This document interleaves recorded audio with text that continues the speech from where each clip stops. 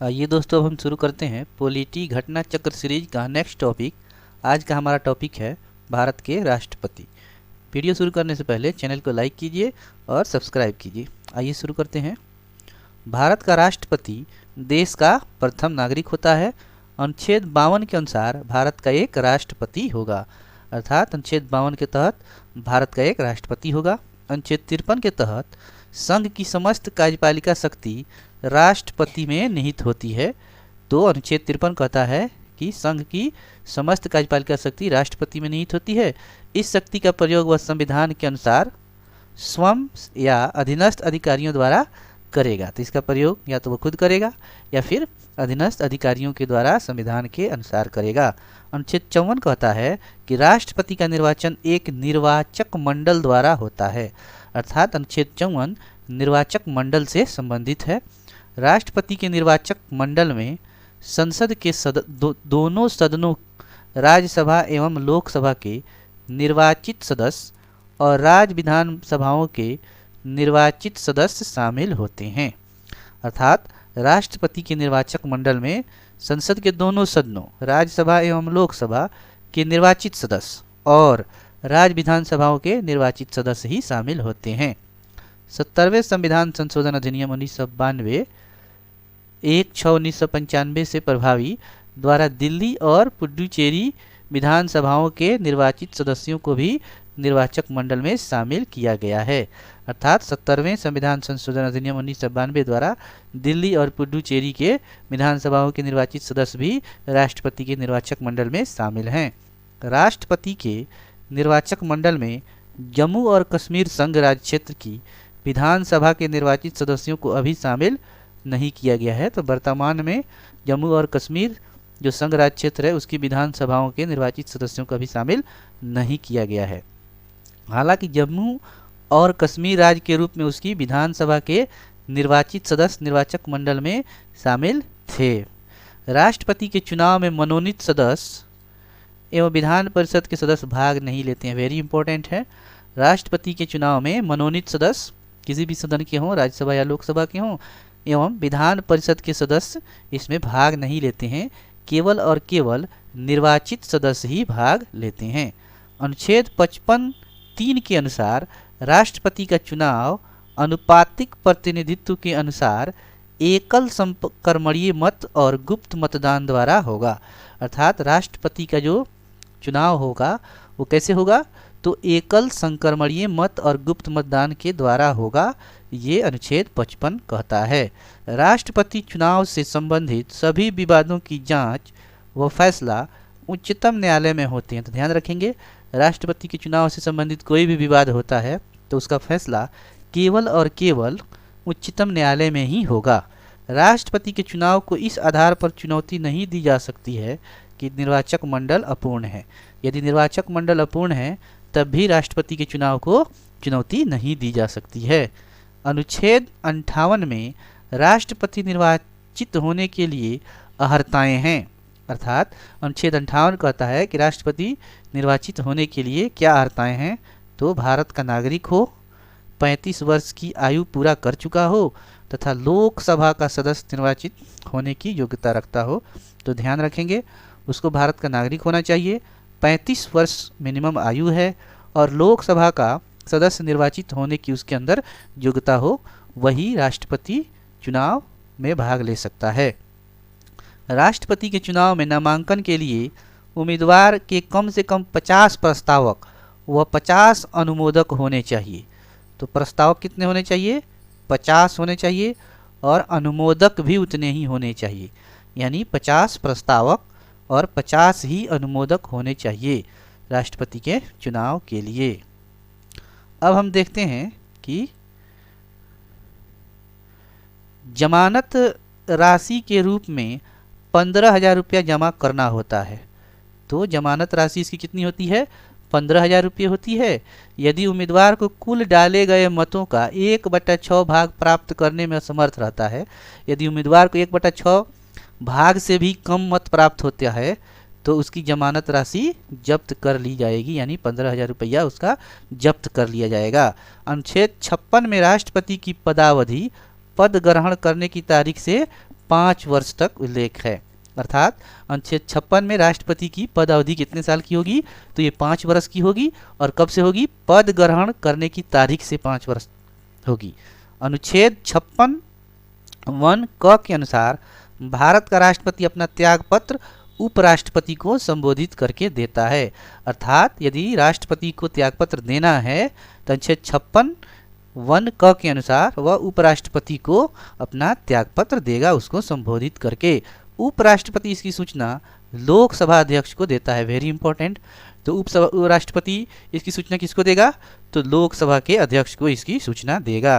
अनुच्छेद 56 2 भारतीय संविधान का अनुच्छेद 57 राष्ट्रपति के पद के लिए किसी व्यक्ति के पुनः निर्वाचन की पात्रता निर्धारित करता है। अर्थात अनुच्छेद 57 जो है राष्ट्रपति पद के लिए पुनः निर्वाचन की पात्रता निर्धारित करता है। 42वें संविधान संशोधन अधिनियम 1976 के तहत राष्ट्रपति के निर्वाचन में जनसंख्या से तात्पर्य वर्ष 1971 की जनगणना द्वारा निर्धारित जनसंख्या है। अर्थात राष्ट्रपति के निर्वाचन से संबंधित जनसंख्या से तात्पर्य क्या है, 1971 की जो जनगणना है उसको आधार माना गया है। ये 42वां संविधान संशोधन अधिनियम 1976 के द्वारा। 84वें संविधान संशोधन अधिनियम 2001 द्वारा इसे वर्ष 2026 के पश्चात ही पहली जनगणना के सुसंगत आंकड़े प्रकाशित होने तक के लिए निर्धारित किया गया है। अर्थात इसके बाद जो भी इसमें चेंजिंग होगा वो 2026 के पश्चात ही होगा, 2026 तक ये बना रहेगा। और इसको बढ़ाया गया है 84वें संविधान संशोधन अधिनियम 2001 द्वारा। अनुच्छेद 59(1) के अनुसार यदि संसद के किसी सदन का या किसी राज्य के विधानमंडल के किसी सदन का कोई सदस्य राष्ट्रपति निर्वाचित होता है तो यह समझा जाएगा कि उसने उस सदन में अपना स्थान राष्ट्रपति के रूप में अपने पद ग्रहण की तारीख से रिक्त कर लिया है। अर्थात अगर कोई भी सदस्य सदन का, यदि संसद के किसी सदन का या किसी राज्य के विधानमंडल के किसी सदन का कोई सदस्य राष्ट्रपति निर्वाचित होता है तो यह समझा जाएगा कि उसने उस सदन में अपना स्थान राष्ट्रपति के रूप में अपने पद ग्रहण की तारीख से रिक्त कर दिया है। अनुच्छेद 60 में राष्ट्रपति द्वारा शपथ या प्रतिज्ञान का प्रारूप वर्णित है। अर्थात 60 अनुच्छेद जो है उसमें शपथ का वर्णन है। भारत के राष्ट्रपति को शपथ भारत का मुख्य न्यायाधीश या उसकी अनुपस्थिति में उच्चतम न्यायालय का उपलब्ध ज्येष्ठतम न्यायाधीश दिलाता है। तो भारत के राष्ट्रपति को कौन शपथ दिलाता है, तो ये शपथ दिलाते हैं मुख्य न्यायाधीश सुप्रीम कोर्ट के, और उनकी अनुपस्थिति में सुप्रीम कोर्ट में जो वरिष्ठतम न्यायाधीश हैं वो इनकी शपथ दिलाते हैं। वर्तमान में राष्ट्रपति का वेतन 5 लाख रुपए है। तो अभी जो राष्ट्रपति का वेतन है वो 5 लाख रुपए प्रति महीने है।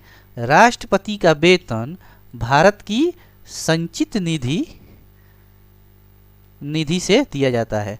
तो राष्ट्रपति का वेतन किस निधि से दिया जाता है, तो ये भारत की संचित निधि से दिया जाता है।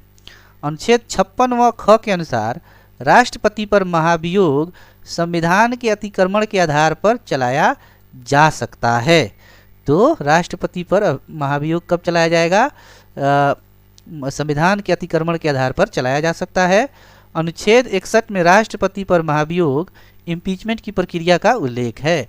तो इम्पीचमेंट यानी महाभियोग की प्रक्रिया क्या होगी उसका उल्लेख है अनुच्छेद 61 के तहत है। जबकि अनुच्छेद 56 ख के अनुसार राष्ट्रपति पर महाभियोग संविधान के अतिक्रमण के आधार पर चलाया जा सकता है। जबकि अनुच्छेद 51 में महाभियोग की प्रक्रिया का उल्लेख है।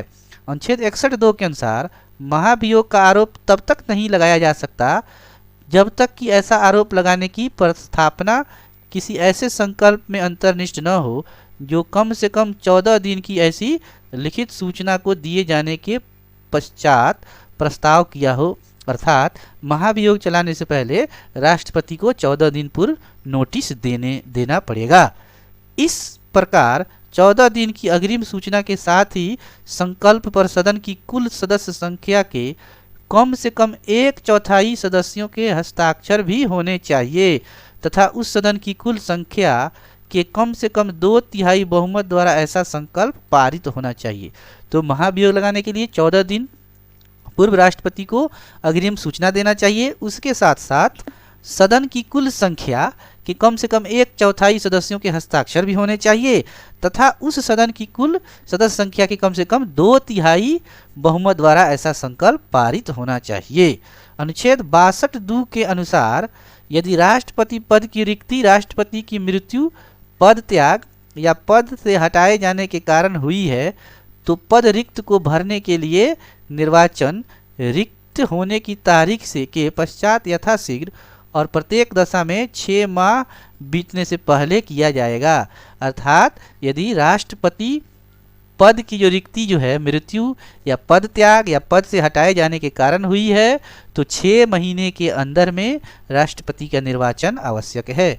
यदि मृत्यु, त्याग पत्र अथवा हटाए जाने के स्थिति में राष्ट्रपति का पद रिक्त हो तो पद का कार्यभार उपराष्ट्रपति संभालेगा।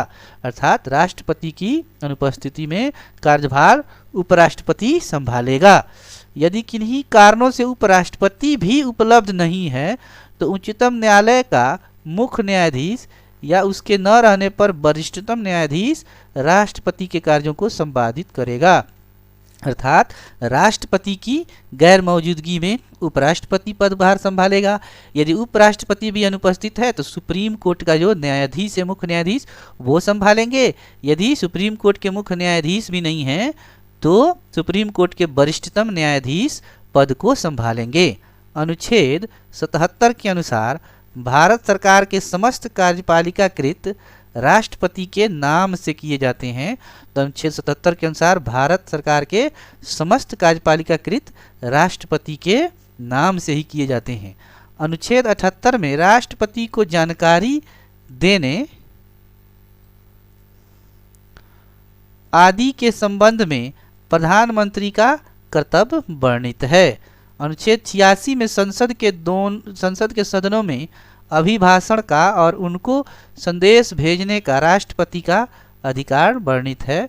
तो अनुच्छेद 86 में संसद के सदनों में अभिभाषण का और उनको संदेश भेजने का राष्ट्रपति का अधिकार वर्णित है। अनुच्छेद 87(1) के अनुसार राष्ट्रपति लोकसभा के लिए प्रत्येक आम चुनाव के बाद प्रथम सत्र के आरंभ में तथा प्रत्येक वर्ष के प्रथम सत्र के आरंभ में एक साथ समवेत संसद के दोनों सदनों में अभिभाषण करता है। ये अनुच्छेद 87 के 1 के अनुसार। अनुच्छेद 108 के तहत राष्ट्रपति कुछ दशाओं में संसद के दोनों सदनों का संयुक्त अधिवेशन बुला सकता है। तो संयुक्त अधिवेशन बुलाने का जो प्रावधान है अनुच्छेद 108 के अनुसार है। अनुच्छेद 111 के अंतर्गत प्रावधान है कि राष्ट्रपति संसद के दोनों सदनों द्वारा पारित विधेयक पर स्वीकृति प्रदान करेगा या अपनी स्वीकृति रोक लेगा अथवा विधेयक धन विधेयक के अलावा को पुनर्विचार हेतु संसद को लौटा सकेगा।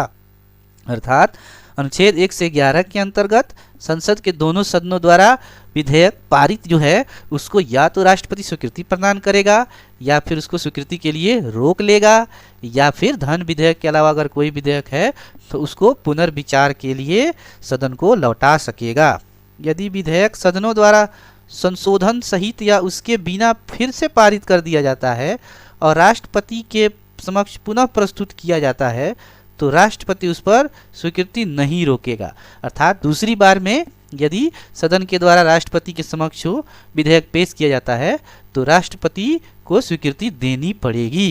राष्ट्रपति धन विधेयक को पुनर्विचार हेतु नहीं लौटा सकता और यदि विधेयक धन है तो उसको राष्ट्रपति पुनर्विचार के लिए नहीं लौटा सकता है। वस्तुतः धन विधेयक सदन में राष्ट्रपति की पूर्व अनुमति से ही प्रस्तुत किए जाते हैं।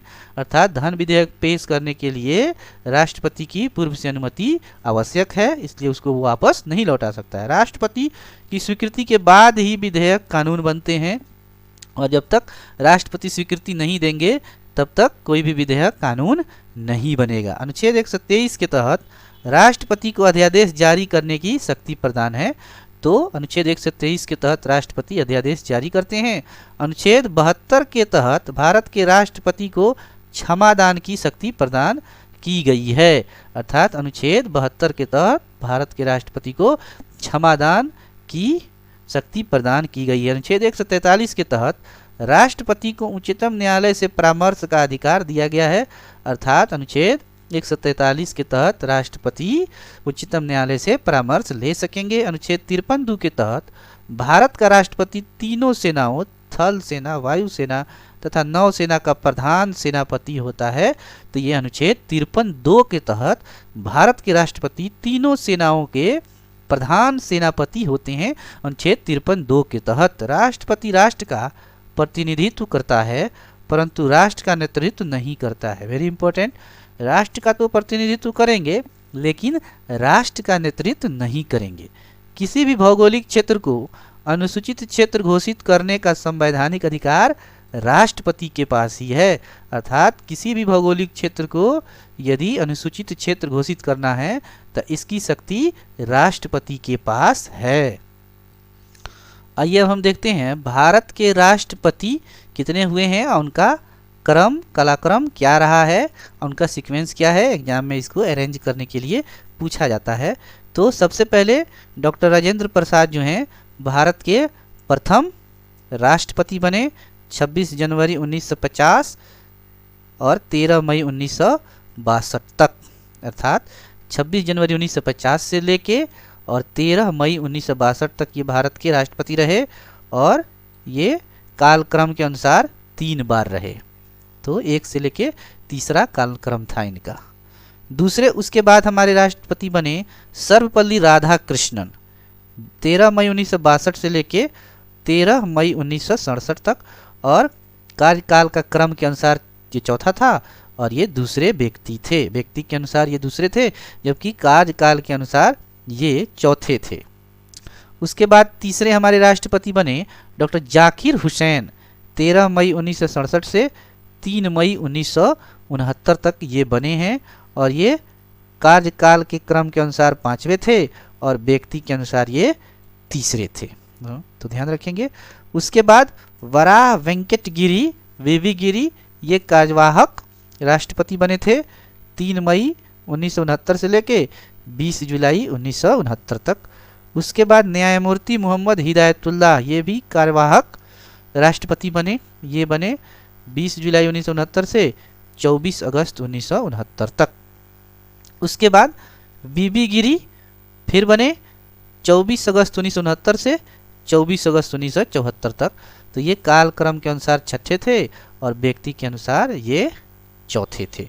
उसके बाद बने डॉक्टर फखरुद्दीन अली अहमद 24 अगस्त 1974 से 11 फरवरी 1977 तक। ये कालक्रम के अनुसार 7वें थे और व्यक्ति के अनुसार 5वें थे। उसके बाद बीडी जत्ती कार्यवाहक राष्ट्रपति बने 11 फरवरी 1977 से 25 जुलाई 1977 तक। उसके बाद नीलम संजीव रेड्डी 25 जुलाई 1977 से 25 जुलाई 1982 तक। ये कालक्रम के अनुसार 8वें थे और व्यक्ति के अनुसार 6ठे थे। उसके बाद ज्ञानी जैल सिंह 25 जुलाई 1982 से 25 जुलाई 1987 तक। कालक्रम के अनुसार 9वें थे और व्यक्ति के अनुसार ये 7वें थे। उसके बाद आर वेंकटरमन 1987 से लेके 1992 तक। कालक्रम के अनुसार 10वें और व्यक्ति के अनुसार 8वें। डॉक्टर शंकर दयाल शर्मा 1992 से लेके 1997 तक बने और ये कालक्रम के अनुसार 11वें थे और व्यक्ति के अनुसार 9वें थे। के आर नारायणन 1997 से 2002 तक और ये 12वें थे कालक्रम के अनुसार, व्यक्ति के अनुसार 10वें थे।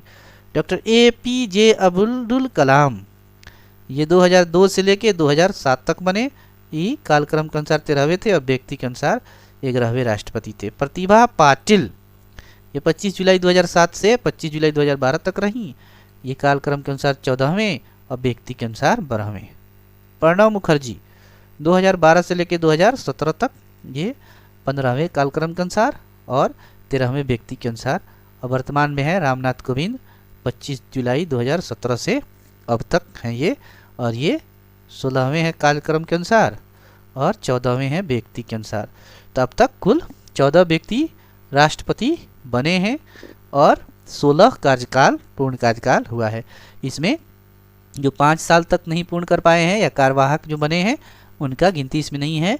तो कार्यवाहक में सबसे पहले कार्यवाहक बने वीवी गिरी, उसके बाद कार्यवाहक बने न्यायमूर्ति हिदायतुल्लाह, तो ये और ये तीसरा बने BD जत्ती। तो अब तक 3 कार्यवाहक राष्ट्रपति बने हैं। तो इस तरह से ये राष्ट्रपति का कालक्रम था।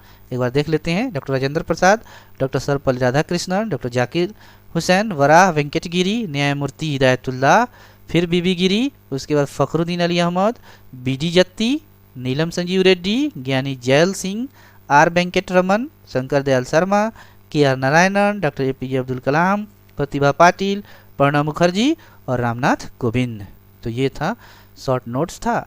आइए अब इस पे जो इम्पोर्टेंट सवाल बनेंगे उसको हम देख लेते हैं। तो पहला सवाल है, निम्नांकित में से कौन भारतीय गणतंत्र का प्रमुख है? तो भारतीय गणतंत्र का प्रमुख कौन होते हैं? तो ये भारत के राष्ट्रपति होते हैं, भारतीय गणतंत्र के प्रमुख। आइए इसका एक्सप्लेनेशन देखते हैं। भारत एक गणराज्य है। इसका तात्पर्य है कि भारत का राष्ट्राध्यक्ष निर्वाचित होगा, न कि वंशानुगत होगा। अतः भारतीय गणतंत्र का प्रमुख या राष्ट्राध्यक्ष राष्ट्रपति होता है, जिसका चुनाव अप्रत्यक्ष निर्वाचन प्रणाली द्वारा होता है। नेक्स्ट क्वेश्चन, निम्न कथनों पर विचार करना है, कथन और कारण दिया है। तो देखते हैं। भारत का राष्ट्रपति ब्रिटिश राजा से भिन्न है, ये कथन है।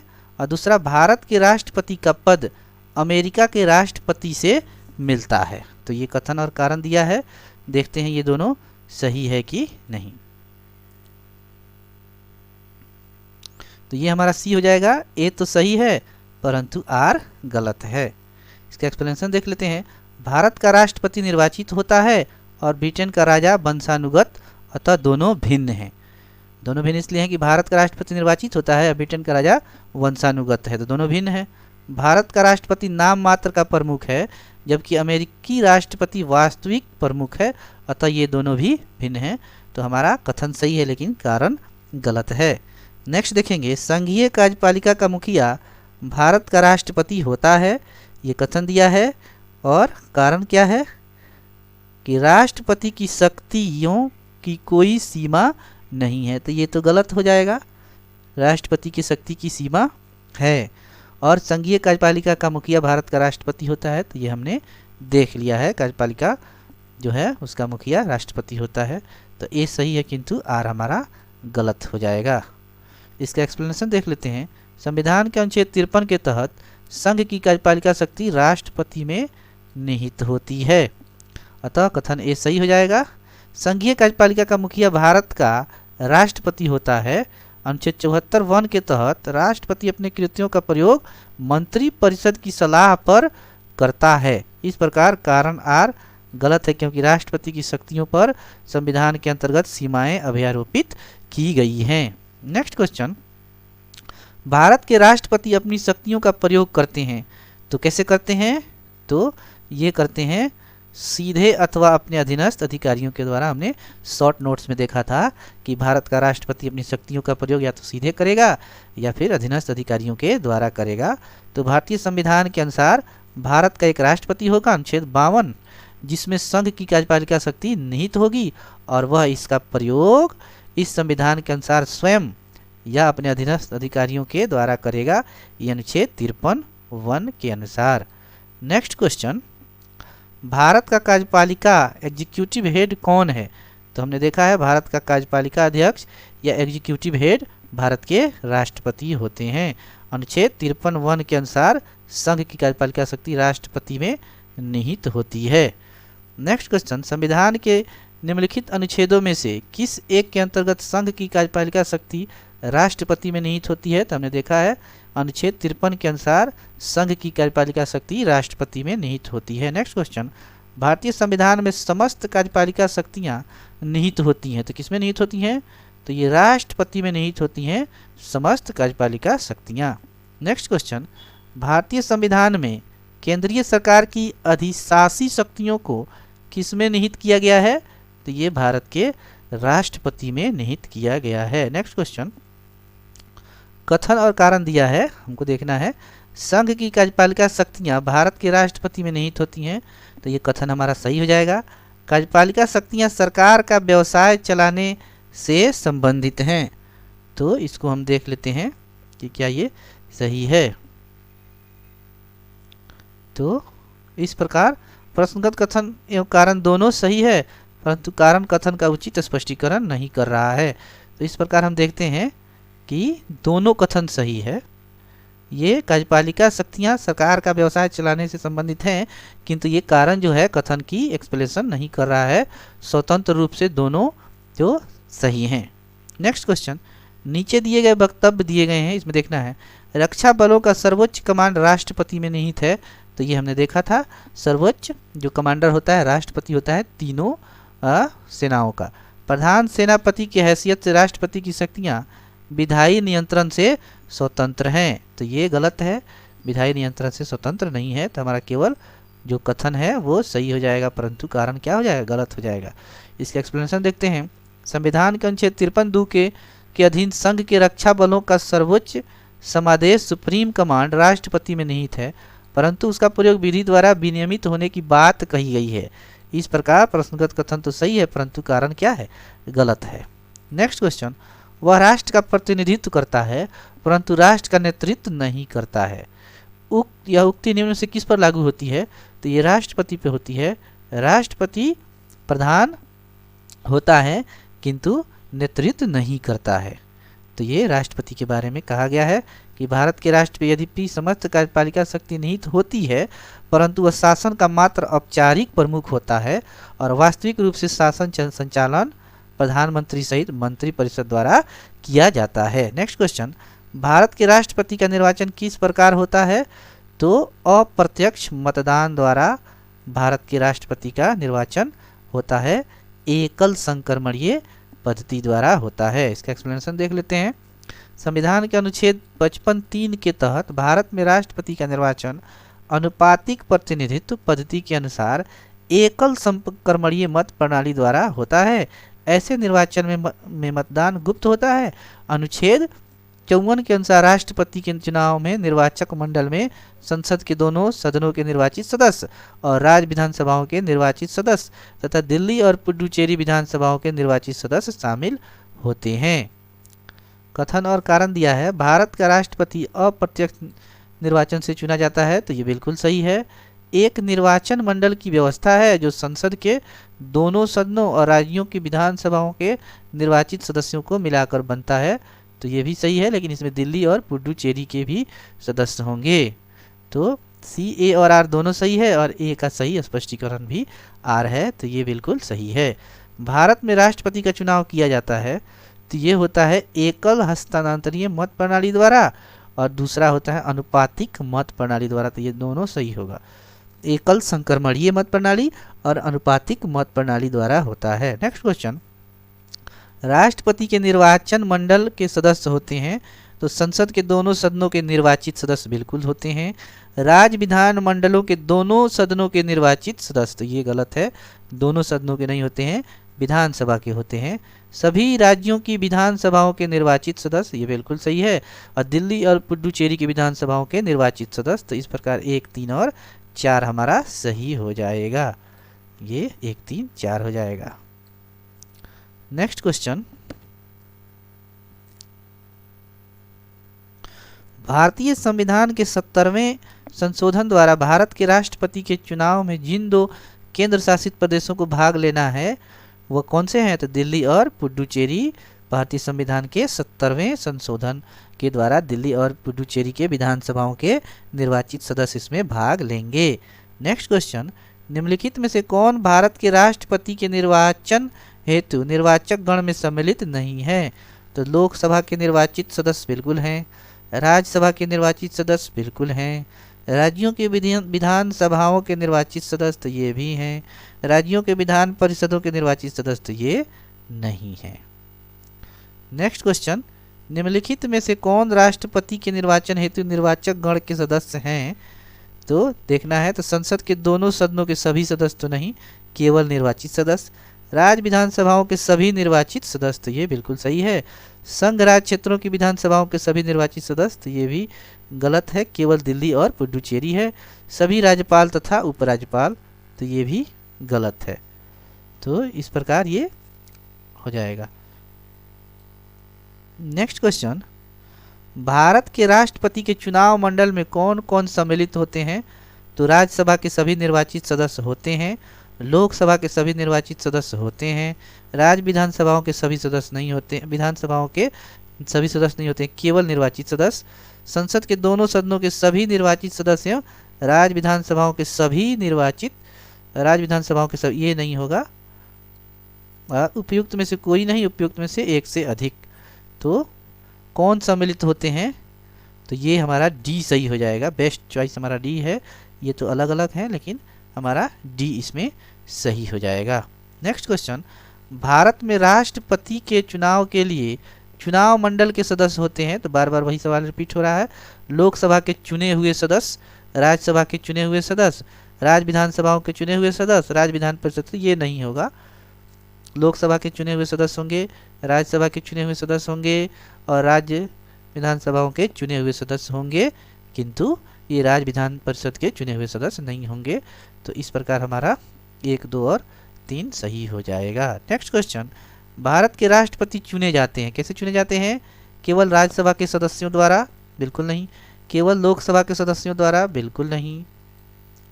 केवल राज्यों के विधानसभाओं और लोकसभा के सदस्यों द्वारा? तो बिल्कुल नहीं। राज्यसभा, लोकसभा और राज्यों के विधानसभाओं के निर्वाचित सदस्यों द्वारा चुने जाते हैं, ये हो जाएगा। नेक्स्ट क्वेश्चन, भारत का राष्ट्रपति चुना जाता है, कैसे चुना जाता है? तो अभी हमने देखा था, लोकसभा, राज्यसभा और राज्यों के विधानसभाओं के सभी निर्वाचित सदस्यों द्वारा राष्ट्रपति का चुनाव किया जाता है। नेक्स्ट क्वेश्चन, निम्नलिखित में से कौन राष्ट्रपति के चुनाव प्रकरण के लिए सही नहीं है? तो पदस्थ राष्ट्रपति की पदावधि से पूर्व उत्तराधिकारी का चुनाव अवश्य हो जाना चाहिए, तो इसमें ये सही है। राष्ट्रपति अपना पदभार ग्रहण करने की तिथि से 5 वर्ष तक पद पर रहेगा, तो ये हमने देखा था, शपथ लेने की तिथि से 5 साल तक रहेगा। राष्ट्रपति का उत्तराधिकारी आने तक कार्यकाल की समाप्ति पर भी वह पद पर बना रहेगा, तो ये भी बिल्कुल सही है। और निर्वाचक मंडल के अपूर्ण होने के आधार पर राष्ट्रपति का चुनाव स्थगित किया जा सकता है, तो बिल्कुल नहीं किया जा सकता है। निर्वाचक मंडल अपूर्ण होने की स्थिति में चुनाव स्थगित नहीं किया जा सकता है। तो इसका एक्सप्लेनेशन देख लेते हैं। संविधान के अनुच्छेद 54 के तहत राष्ट्रपति का चुनाव एक निर्वाचक मंडल के सदस्यों द्वारा किया जाता है। अनुच्छेद 56 के तहत राष्ट्रपति अपने पद ग्रहण की तारीख से 5 वर्ष की अवधि तक धारण करता है। वह अपने पद की अवधि समाप्त हो जाने पर भी तब तक पद धारण करता है जब तक उसका उत्तराधिकारी अपना पद ग्रहण नहीं कर लेता। निर्वाचक मंडल के अपूर्ण होने अर्थात किसी विधानसभा के बर्खास्त होने की वजह से राष्ट्रपति का चुनाव स्थगित नहीं किया जा सकता है। नेक्स्ट क्वेश्चन, भारत के राष्ट्रपति के उम्मीदवार के प्रस्ताव का अनुसमर्थन किया जाना चाहिए, तो इसमें है 50 जो है उसके प्रस्तावक और समर्थक होने चाहिए। हमने देखा था कि कम से कम 50 निर्वाचित संसदों द्वारा विधायकों का प्रस्ताव आना चाहिए तथा कम से कम 50 का अनुसमर्थन आना चाहिए। तो 50 प्रस्ताव आना चाहिए और 50 उसके साथ अनुसमर्थन भी आना चाहिए। 1997 से पूर्व प्रस्तावकों एवं अनुमोदकों की संख्या क्या थी? 10 थी। तो 1997 के पहले ये 10 थी, 1997 के बाद इनकी संख्या 50-50 हो गई। नेक्स्ट क्वेश्चन, निम्नलिखित कथनों पर विचार कीजिए। भारत में राष्ट्रपति चुनाव के निर्वाचक मंडल में विधानसभा के निर्वाचित सदस्यों के मत का मूल्य क्या होता है? तो राज्य की जनसंख्या और राज्य की विधानसभा में निर्वाचित सदस्यों की संख्या गुना 100 की जनसंख्या। दूसरा, एक निर्वाचित संसद सदस्य के मत का मूल्य सभी निर्वाचित विधान सदस्यों के मतों का कुल मान और उससे भाग करेंगे निर्वाचित संसद सदस्यों की कुल संख्या से। आखिरी चुनाव में 5000 मतदाता थे, तो इसमें से क्या सही है? तो इसमें से बी केवल 2 सही है, अर्थात एक निर्वाचित संसद सदस्य के मत का मूल्य क्या होता है? तो ये होता है सभी निर्वाचित विधानसभा सदस्यों के मतों का जो मूल्य होगा वो अब भाग करेंगे निर्वाचित संसद सदस्यों की कुल संख्या से। तो ये हो जाएगा एक संसद सदस्य के मत का मूल्य हो जाएगा कि सभी निर्वाचित विधानसभा सदस्यों के मतों का मूल्य और उससे भाग कर देंगे निर्वाचित संसद सदस्यों के कुल संख्या से। तो इसका एक्सप्लेनेशन देख लेते हैं। राष्ट्रपति के चुनाव का तारीख सूत्र अनुच्छेद 55 में वर्णित है, जिसके अनुसार केवल विकल्प बी सही है। विधानसभा के निर्वाचित सदस्य के मत का मूल्य क्या होता है? राज्य की जनसंख्या और राज्य की विधानसभाओं से निर्वाचित सदस्य गुना 1000 होता है, न कि 100 होता है। तो उपयुक्त सूत्र में यदि 500 से अधिक है तो मतों के मूल्य में 1 जोड़ दिया जाएगा, जबकि इससे कम होने पर उसे नहीं गिना जाएगा। उसी प्रकार संसद के निर्वाचित सदस्यों के मत का क्या मूल्य होता है? तो सभी निर्वाचित विधानसभा सदस्यों के मतों का कुल मान और उसको भाग कर देंगे निर्वाचित सदस्य संख्या से। तो इस प्रकार निकाला जाता है। भारत के राष्ट्रपति के निर्वाचन के संदर्भ में निम्नलिखित कथनों पर विचार कीजिए। प्रत्येक एमएलए के वोट का मूल्य अलग अलग राज्यों में अलग अलग होता है। तो ये बिल्कुल अलग अलग हो गया क्योंकि जनसंख्या पर निर्भर करता है। लोकसभा के सदस्यों के वोट का मूल्य राज्यसभा के सदस्यों के वोट के मूल्य से अधिक होता है। तो ये बिल्कुल लोकसभा के सदस्यों का मूल्य राज्यसभा के, तो ये इस प्रकार हमारा सही हो जाएगा। लेकिन यहाँ पे ये गलत हो गया। ये लोकसभा के सदस्यों के वोट का मूल्य राज्यसभा के सदस्यों के मूल्य से अधिक होता है, ये गलत है, बराबर होता है। तो आइए इसका एक्सप्लेनेशन हम देख लेते हैं। केवल एक सही होगा। संविधान के अनुच्छेद 55 में दी गई राष्ट्रपति के निर्वाचन की रीति के अनुसार राष्ट्रपति का निर्वाचन अनुपातिक प्रतिनिधित्व पद्धति के एकल संक्रमणीय मत प्रणाली द्वारा होता है। राज्य की विधानसभा के प्रत्येक सदस्य का मत मूल्य निम्न सूत्र से निकाला जाता है। तो राज्य की जनसंख्या विधानसभा में के कुल निर्वाचित सदस्यों की संख्या गुना 1000। तो प्रत्येक राज्य की जनसंख्या तथा कुल निर्वाचित सदस्यों की संख्या भिन्न भिन्न होने के कारण प्रत्येक एमएलए का मत का मूल्य क्या होता है? अलग अलग होता है। संसद के एक सदस्य का मूल्य निकालने हेतु निम्न सूत्र का प्रयोग किया जाता है। सभी राज्य विधानसभाओं के निर्वाचित सदस्यों के मत का मूल्य का योग और संसद के दोनों सदनों लोकसभा राज्यसभाओं के निर्वाचित सदस्यों की संख्या। अतः स्पष्ट है कि लोकसभा के प्रत्येक सदस्य तथा राज्यसभा के प्रत्येक सदस्य का मूल्य का समान होगा। यदि एक सदस्य के मत मूल्य की गणना की जाए तो दोनों सदनों के प्रत्येक सदस्य के मत का मूल्य एक समान 708 होता है। अतः ये हमारा इस प्रकार है। नेक्स्ट क्वेश्चन, राष्ट्रपति के निर्वाचन में राज्य का मुख्यमंत्री मतदान करने के लिए पात्र नहीं होता है। तो पात्र क्यों नहीं होगा? यदि वह राज्य विधानमंडल में उच्च सदन का सदस्य हो अर्थात विधान परिषद का सदस्य हो तो वो मतदान नहीं कर सकेगा। विधान अर्थात विधान परिषद का सदस्य होने पर वो मतदान नहीं कर सकेगा राष्ट्रपति के चुनाव में।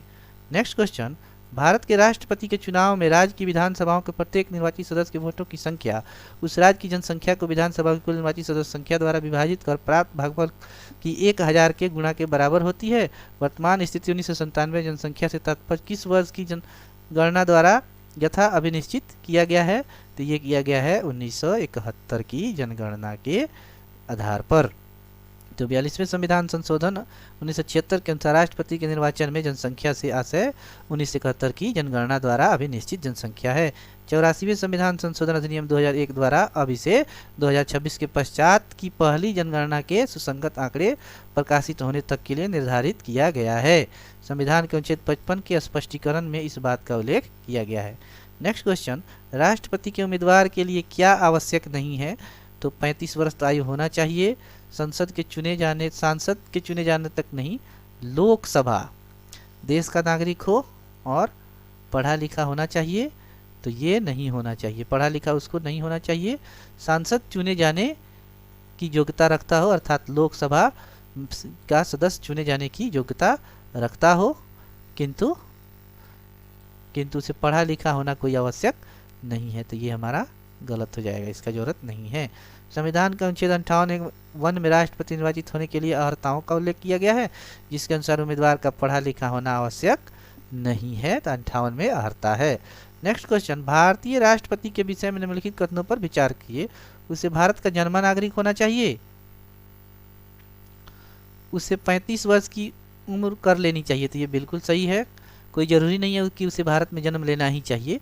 उसे संसद का सदस्य निर्वाचित होने की योग्यता रखनी चाहिए। तो ये इसमें से पूछ रहा है, विचार कीजिए। तो इसमें से क्या है? केवल 2 हमारा सही है।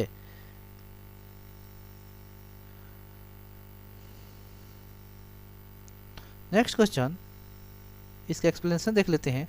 राष्ट्रपति पद के लिए निर्वाचित होने के लिए 58 के अनुसार निम्नलिखित योग्यता होना चाहिए।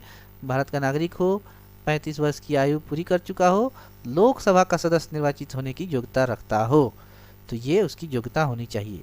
नेक्स्ट क्वेश्चन, एक सांसद अथवा विधानसभा का सदस्य राष्ट्रपति निर्वाचित हो सकता है, परंतु निर्वाचित होने के तुरंत उपरांत अपनी पद सदस्यता उसको छोड़नी पड़ेगी। तो ये उसको छोड़ देनी पड़ेगी। संविधान के अनुच्छेद 51(1) के अनुसार यदि संसद के किसी सदन का या किसी राज्य के विधानमंडल के किसी सदन का कोई सदस्य राष्ट्रपति निर्वाचित होता है, तो यह समझा जाएगा कि उसने उस सदन में अपना स्थान राष्ट्रपति के रूप में अपने पद ग्रहण की तारीख से रिक्त कर दिया है। नेक्स्ट क्वेश्चन, भारतीय संविधान का कौन सा अनुच्छेद राष्ट्रपति के पद के लिए पुनः निर्वाचन की योग्यता का निर्धारण करता है? तो 57, अनुच्छेद 57 के अनुसार पुनः निर्वाचन की योग्यता रखता है। तो भारतीय संविधान का अनुच्छेद 57 राष्ट्रपति के पद के लिए पुनः निर्वाचन के लिए पात्रता निर्धारित करता है। नेक्स्ट क्वेश्चन, अगर भारत के राष्ट्रपति के चुनाव में कोई विवाद हो तो उस विवाद को किसे सौंपा जाता है? तो वो भारत के सर्वोच्च न्यायालय, केवल और केवल भारत के सर्वोच्च न्यायालय में ही उसका निर्णय हो सकता है। तो ये रहे इम्पोर्टेंट कुछ सवाल। वीडियो बहुत लंबा हो गया है, तो नेक्स्ट जो सवाल बचे हैं उसको हम नेक्स्ट वीडियो में देखेंगे। वीडियो के लिए बहुत बहुत धन्यवाद। चैनल को सब्सक्राइब कीजिए। थैंक यू, धन्यवाद।